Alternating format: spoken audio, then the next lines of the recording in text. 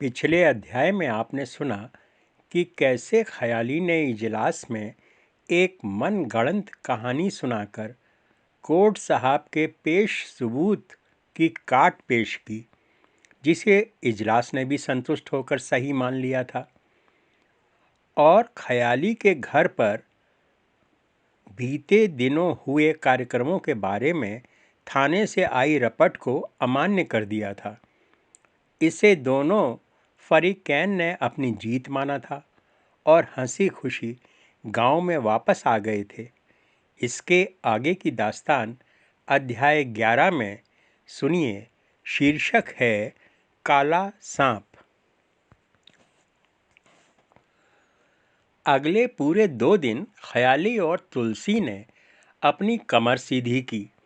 आखिर मुकदमा लड़ना कोई आसान बात तो थी नहीं। फिर अगर यह सरकार बनाम फरीकैन हो तो कहना ही क्या। ख्याली और तुलसी शरीर के साथ साथ दिमाग से भी थक जाते थे, क्योंकि इजलास में इनकी कोर्ट साहब से सीधी टक्कर होती थी। इनकी उपजाऊ खोपड़ियों में उपजे झूठ बेचारे कोर्ट साहब को पागल करने के लिए काफ़ी थे। कटघरे में खड़े होते ही इनके दिमाग खटाखट झूठी कहानियाँ गढ़ने लगते थे, और कहानियाँ भी ऐसी कि जो सच्ची से भी ज़्यादा सच्ची लगें। तुलसी के बकरबाड़े में दाड़िंदे ने काफ़ी उत्पात मचा रखा था। जब से उसने तुलसी की धोती पर हमला बोला था, तब से वे तो उससे छिटक कर निकलने लगे थे, लेकिन बेचारी बकरियां मजबूर थीं। उन्हें तो उसी के साथ बाड़े में बंद होना पड़ता था। बकरा भी भारी बारी सबसे प्रेम निवेदन करता रहता था। कल जब एक सयानी बकरी ने उसका निवेदन कई बार ठुकरा दिया, तो उसने गुस्से में बकरी की गर्दन पर सींग मार दिया था। आज मुकदमे की तारीख थी, सो सुबह सुबह तुलसी जल्दी जल्दी बकरी की मरहम पट्टी कर रहे थे। बकरा दूर खड़ा हुआ उन्हें ही देख रहा था। शायद उसे अपनी करनी पर पछतावा हो रहा था। बकरी की दवा पट्टी करने के बाद तुलसी खुद को गांधी बाबा समझ रहे थे। वे अपनी घरवाली को आवाज़ देकर बोले, आज हमें जल्दी है, तुम बकरियों को दाना पानी दे देना। इस साले बकरे को तो लौट कर मैं देखता हूँ, देखना कल ही इसकी रास कसाई को पकड़ा दूंगा। तुलसी को बड़बड़ाता देख बकरा स्थिर होकर उन्हें ही देखने लगा, मानो वह कह रहा था कि सिर्फ अटेम्प्ट टू रेप पर ही फांसी की सज़ा सुना दी। इतने दिनों तक तुम्हारी बकरियों की सूनी गोद भरता रहा, उसका ये सिला मिल रहा है। जब तुलसी ने बकरे के ये तेवर देखे तो उन्हें अपनी धोती दोबारा खतरे में दिखी।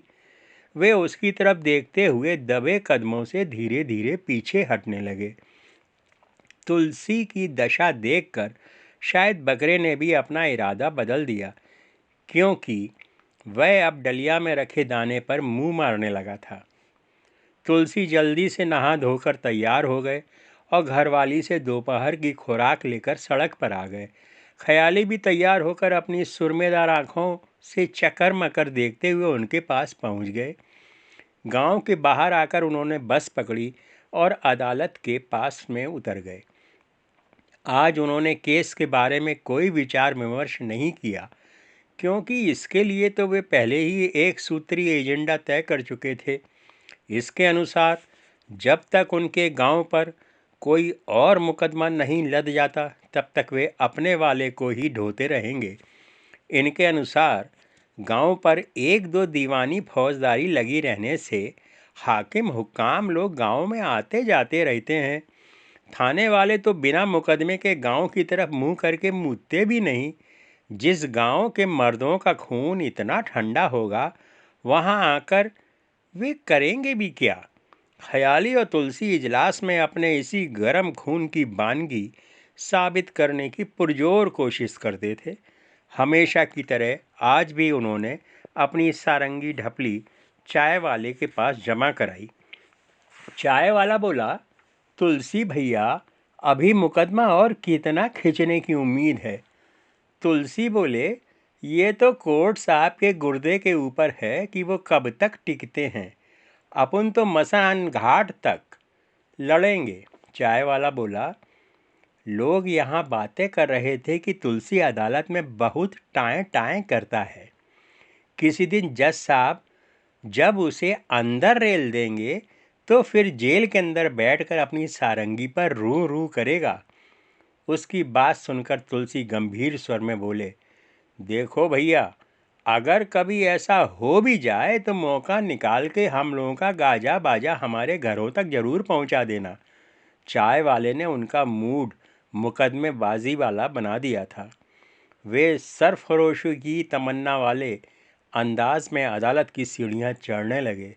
10 बजने में अभी काफ़ी वक्त था। वे कमरा नंबर 3 के बरामदे में जाकर उखड़ू बैठ गए। तुलसी अपनी हथेली पे तंबाकू चूना लेकर अपने अंगूठे से इसमें शक्तिपात करने लगे। अर्दली इजलास के सामने दरवाजे पे लगी नेम प्लेट पर कपड़ा मार रहा था। उसने इन्हें देखा तो पास आकर बोला, तुम लोग जज साहब का टाइम क्यों खोटी करते हो? पहले तो हम एक दिन में 10-12 पुकार लगा देते थे, लेकिन जिस दिन तुम लोग आते हो हमारा तो पूरा दिन ही बेकार हो जाता है। आखिर हमारे भी तो बाल बच्चे हैं। हमेशा ऐंठे रहने वाले अर्दली की करुण पुकार सुनकर दोनों ने एक दूसरे को देखा। ख्याली बोले, हम कौन सा यहाँ लैला मंजनू करने आते हैं? तुम्हारे जज साहब ही तो हमें आंखें उचका उचका कर उकसाते हैं। अब अगर हम अपनी बात भी ना बोलें तो वे हमें अंदर नहीं रेल देंगे। बातचीत यहीं रुक गई क्योंकि घड़ी ने 10 बजे का घंटा बजा दिया था। अर्दली झटके से कमरा नंबर 3 में घुसकर विलुप्त हो गया। तुलसी और ख्याली का मुकदमा आज भी पहली पायदान पर था। जज साहब के इजलास में आते ही सभी सतर्क हो गए। अर्दली उनका इशारा मिलते ही पुकार लगाने बरामदे में आया। हालांकि दोनों फरीक उसके सामने ही बैठे थे और वह भी उनसे 10 मिनट पहले बात करके गया था। फिर भी वह उनकी तरफ पीठ करके उनके नाम की पुकार लगाने लगा। उसे मालूम था कि वह अगर इन्हें सीधे अंदर बुलाएगा तो फिर इनमें से कोई एतराज़ करेगा कि भैया अभी पुकार तो लगाई ही नहीं। वह इनकी रग रग से वाकिफ था। अर्दली की पवित्र पुकार जब उनके कर्ण कुहरों में प्रविष्ट हो गई तो ये दोनों देहधारी कमरा नंबर 3 में घुसकर फरीकैन वाले कोने में खड़े हो गए। उन्हें देखते ही कोर्ट साहब पुनः आशंकित दिखने लगे। उन्हें लगा कि पता नहीं आज ये कौन सा झूठ का पुलिंदा खोलेंगे। इतने शातिर फरीकैन तो उन्हें आज तक नहीं मिले थे। जज साहब बोले, कोर्ट साहब, क्या आज आपके पास इनके भाईचारे की कोई मिसाल नहीं है? अगर है तो पेश करें। दोनों फरीक निर्विकार चेहरा लिए कोर्ट साहब को ताकने लगे। कोर्ट साहब बोले, हुजूर, इन्हीं से बारी बारी पूछ लिया जाए कि इन्हें खुद को संखिया खिलाने के अलावा एक दूसरे से और क्या खतरा है? जज साहब को बात ठीक लगी क्योंकि अब तक अदालत में बतौर सबूत जो कुछ भी पेश किया गया था फरीकैन ने उसकी धज्जियां उड़ा दी थीं। जज साहब की नज़र फरीकैन की तरफ घूमी। उन्हें तुलसी की आंखों में कुछ कसमसाहट दिखी। उन्होंने उन्हें तर्जनी से कटघरे में जाने का इशारा किया। तुलसी ने आज्ञा का पालन किया। फिर वे जज साहब को एक जोरदार प्रणामी दाग कर बोले, जज साहब, हमारे कोर्ट साहब को तो हमारी जान तभी खतरे में दिखाई देगी जब हमारी खोपड़िया पर बम फट जाएगा। हमारा तो कल ही राम नाम सत हो जाता। वो तो हमारी घरवाली पूजा पाठ वाली है, सो उसका सुहाग उजड़ने से बच गया। नहीं तो आज गांव वाले हमारी चिता से हमारी हड्डी चुन रहे होते। उनके इस खुलासे से अदालत के साथ साथ ख्याली भी चौंके। उन्हें गुस्सा भी आया कि तुलसी ने भी उनसे भी चुबाकर कोई तुरुप का पत्ता बचा रखा था और उन्हें इसकी खबर तक नहीं थी। तुलसी की बात शुरू होते ही कोर्ट साहब धप्प से कुर्सी पर बैठ गए और दोनों हाथों से अपना सिर पकड़ लिया। जज साहब ने हाथ उचकाकर तुलसी को आगे बोलने का इशारा किया। तुलसी अपनी बात को ढील देने लगे। सारी अदालत उसे लपेटने को तैयार दिखाई पड़ी। वे बोले, हुजूर, कल जब हम अपनी बकरियों को दाना पानी दे रहे थे, तभी ख्याली ने अपने घर से हमारे ऊपर ईंटा फेंका। वो तो ऐन वक्त पर एक बकरी ने हमें धक्का मारकर पीछे कर दिया, सो हम बच गए, नहीं तो कल ही हमारी कपाल क्रिया हो गई होती। हम तो बच गए, लेकिन ईंटा बेचारी बकरी की गर्दन में लगा और वो अबला मिमियाने लगी। उसकी गर्दन टेढ़ी हो गई है और कल से वो तिरछा तिरछा देख रही है। अब दाड़िंदा भी उसकी तरफ नहीं देख रहा है। हमारी जान तो बच गई, लेकिन बकरी की जिंदगी तो खराब हो गई ना। अब उसे कभी कोई कायदे का दाड़िंदा नहीं मिलेगा। इतना कहकर तुलसी भावुक होकर फुसकने लगे और अपनी धोती का सिरा थामकर आंखों की नमी पोंछने लगे। इस क्रिया में उनकी टांगें सेंसर बोर्ड की कैंची की सीमा तक अनावृत हो गईं। जज साहब अचकचाकर अपनी फाइल में झांकने लगे। सारी अदालत सन्न थी और ख्याली अभिभूत। तुलसी की बानगी देखकर ख्याली का रोया रोया खुशी से फरफराने लगा। मित्र प्रेम में उनकी आंखों में भी नमी तैरने लगी। तुलसी ने आज फिर कोर्ट साहब की टी कर दी थी और अपनी अदावत का झंडा उनके सिर के बीचों बीच गाड़ दिया था। अब नए खुलासे से तो कोर्ट साहब चकराते चकराते बचे। उन्होंने जब ख्याली की सुकट्टी बाहों पर नज़र डाली तो उन्हें यकीन ही नहीं हुआ कि ये भुजाएं 5 किलो का ईंटा तुलसी के घर तक भी फेंक सकती थीं। कुल मिलाकर उन्हें ख्याली के बाहुबल पर संदेह था। उन्होंने बोलने की इजाज़त मांगी। जज साहब का इशारा पाकर उन्होंने ख्याली को पुनः कटघरे में बुलवाया। वे ख्याली से बोले, तुलसी के बयान के मुताबिक तुमने उसकी जान लेने की गरज से अपने घर से ईंटा फेंक कर मारा। क्या ये बात तुम्हें मंजूर है? ख्याली बोले, जब तुलसी खुद ही बोल रहे हैं तो इसमें ना मानने वाली बात कौन सी है? 16 आना पक्का ईंटा हमने ही फेंका था। कोर्ट साहब बोले, और तुलसी अगर मर जाता तो? ख्याली ने तुरंत खोपड़ी चलाई और बोले, मर कैसे जाता?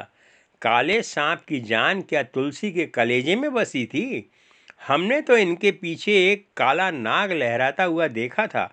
हमने सोचा कि इनसे दुश्मनी तो हमारी है, फिर ये भुजंग क्यों तुलसी को निपटाने के चक्कर में है? बस साहेब, हमने ईंटा चला दिया। हमने सोचा कि तुलसी से तो जब चाहे निपट लेंगे, लेकिन पहले इस काले नाग बाबा से तो तुलसी को बचाएं। जज साहब पूछ बैठे, फिर क्या हुआ? उनकी सांसें तेज तेज चल रही थीं। सबकी निगाह उन पर गई और पुनः ख्याली पर आ गई। ख्याली बोले, हमारी किस्मत खोटी निकली। ठीक उसी समय बकरी ने भी सांप देख लिया और वो चिहुक गई। उसने तुलसी को धक्का मारा और अपना खुर सांप के फन पर मार दिया। सांप चुटहला होकर बाड़े के पीछे झाड़ियों में भाग गया। तुलसी तो जमीन पर गिरकर धूल चाटने लगे थे, लेकिन इसी समय हमारा ईंटा उड़ता हुआ बकरी के गले पर लगा। फिर वह में करने लगी। तुलसी ने अपनी आंखों से सांप तो देखा था नहीं, बस इस अनाथ ख्याली पर सारा दोष मढ़ दिया कि हमने निपटाने के लिए ईंटा फेंका था। ख्याली सांस लेने के लिए रुके। तुलसी प्रेम भरी दृष्टि से ख्याली को निहार रहे थे। ख्याली ने उनके सफ़ेद झूठ पर बड़ी खूबसूरती से सच्चाई का ठप्पा लगाया था। इससे ना तो उनकी रंजिश पे कोई आँच आई और ना ही नाग बाबा की हत्या हुई।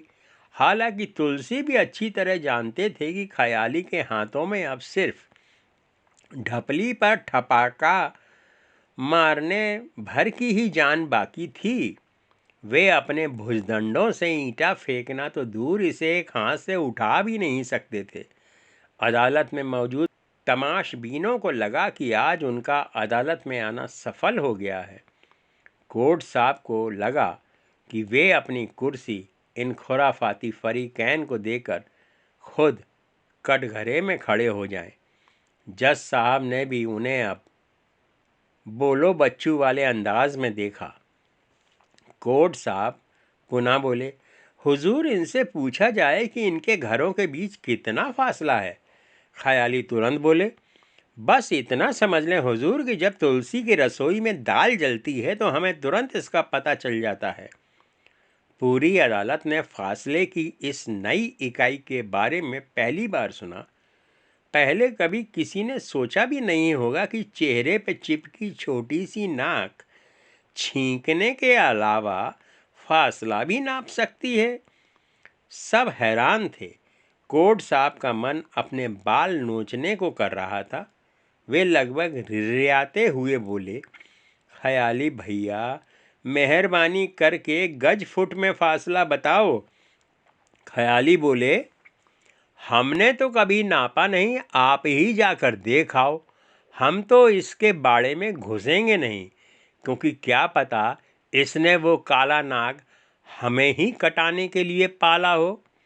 वैसे हमारे हिसाब से दोनों घरों के बीच एक ईंटे भर की दूरी होगी।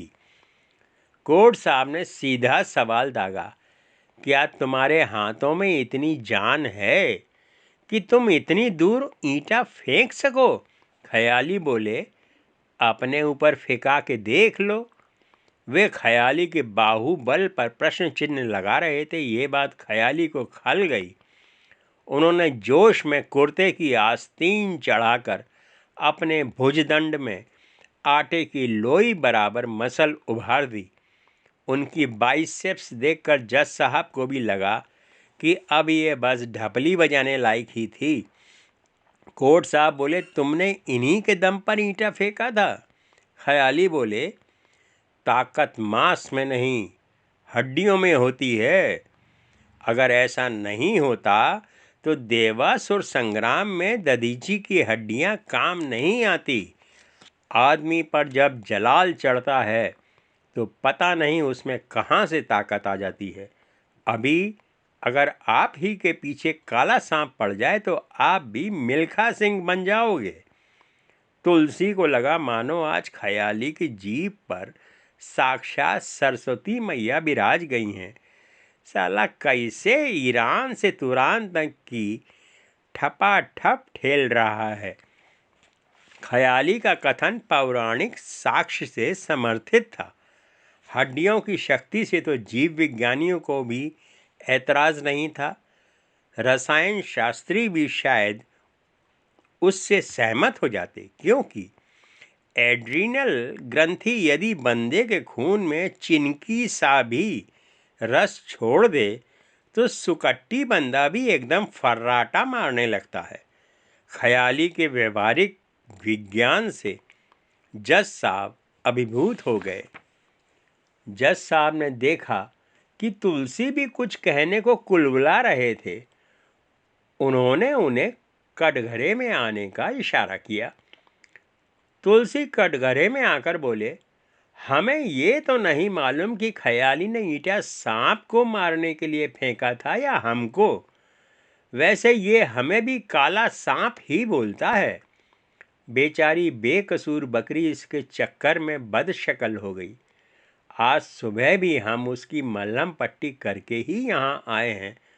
हुजूर चाहें तो थाने से सिपाही भेजकर चेकिंग करा सकते हैं।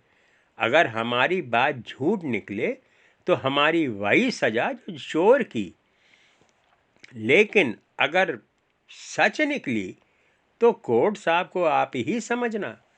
तुलसी चुप हुए तो जज साहब ने कोर्ट साहब की सहमति चाहिए। कोर्ट साहब ने गर्दन हिला दी। जज साहब ने 2 दिन बाद की तारीख लगाते हुए हुक्म दिया कि अगली तारीख पर थाने की रिपोर्ट उनकी मेज पर होनी चाहिए कि बकरी की गर्दन चुटहल है या नहीं। इसके बाद उन्होंने अगली पुकार लगाने का संकेत दे दिया। दोनों फरीक जब अदालत से ऐंठे ऐंठे बाहर निकल रहे थे तो अर्दली उन्हें अजीब नज़रों से देख रहा था। आज भी इन दोनों ने उसका आधा दिन बिना बौनी बट्टे के निकाल दिया था। वे अदालत से निकलकर चाय वाले के होटल पर आ गए। उनका मन कर रहा था कि वे एक दूसरे को कौली भर लें। आज उन्होंने किस खूबसूरती से एक दूसरे का मान रखा था। उन्होंने अदालत में छाती ठोक कर ऐसे झूठ पर झूठ बोला था कि कोई उन पर उंगली तक नहीं रख पाया था। वे खुद अपनी प्रतिभा के कायल थे। चूंकि इजलास का काम निपट गया था, अतः वे खाली थे। दोनों मित्र दुकान पर पालथी मारकर आमने सामने जम गए और पोटली खोलकर भोजन उड़ाने लगे। उन्हें लंच टाइम शुरू होने के पहले अपनी पोटलियां खत्म करनी थी, क्योंकि इसके बाद दुकान पर भीड़ आ जाती। आज वे अपना प्रोग्राम लंबा खींचना चाहते थे, क्योंकि दोनों अति प्रसन्न थे। लंच का घंटा बजते ही लोग इमारत से ऐसे बाहर निकले जैसे प्राइमरी स्कूल की पूरी छुट्टी की घंटी बजी हो। ख्याली और तुलसी भोजन से फारिग हो चुके थे, अतः वे अपने साजों के साथ मुस्तैद होकर बैठ गए। जिस तरह 5 स्टार होटलों में डिनर पूर्व सांस्कृतिक संध्याएं आयोजित होती हैं, उसी प्रकार ये दोनों भी लंच में ग्राहकों को अपनी सेवाएं देते थे। इससे चाय वाले की बिक्री बढ़ जाती थी और वह भी इनसे इनके चाय समोसे के पैसे नहीं लेता था। आज इन्होंने भजन में भागीरथ की गंगा उतरनी गाई। गाने में वे इतना मगन हो गए थे कि लोगों को लगने लगा मानो आज भगवती गंगा सचमुच ही धरती पर उतर आएंगी और यहाँ का सारा फसाद बहा कर ले जाएंगी। इनकी प्रस्तुति ने कचहरी के नीरस और लंपट माहौल को पवित्र कर दिया था। लोगों को आज रोज़ से ज़्यादा सुख मिला, अतः इन्हें भी रोज़ से ज़्यादा पैसे मिले। लंच टाइम समाप्त होने पर भीड़ चली गई। वे दोनों लकड़ी की बेंचों पर लेट गए और थकान उतारने के लिए झपकी भी मार दी। वे जब सोकर उठे तो सबसे पहले उन्होंने दुकान से अपनी चाय वसूली, फिर गांव की ओर रवानगी डाल दी। गांव लौटते वक्त उनकी जेब में पैसे, थैले में चखना और बगल में महुए की बोतल दबी थी। उनके हिसाब से ये एक शानदार दिन रहा था और ये सब कुछ उनकी रंजिश की वजह से ही था। लोग अपनी लंबी दोस्ती की दुआ करते हैं, लेकिन ये अपनी अदावट को आशीषें देते थे। गांव पहुंचकर रोज की तरह दोनों ने अपनी शाम साधना शिला पे गुजारी। इसके बाद घर आकर वे अपनी घरवालियों से आए शाएं बोल बतियाकर चारपाई पर ढेर हो गए।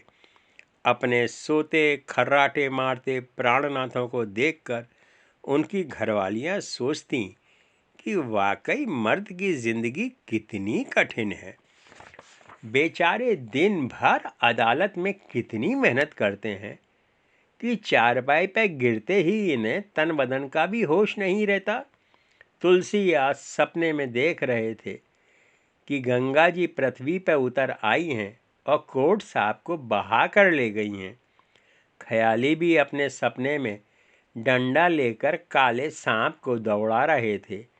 दूर जंगल में आज केवल सियारों की हूहू थी, क्योंकि इन दोनों घरों में पूर्ण शांति थी।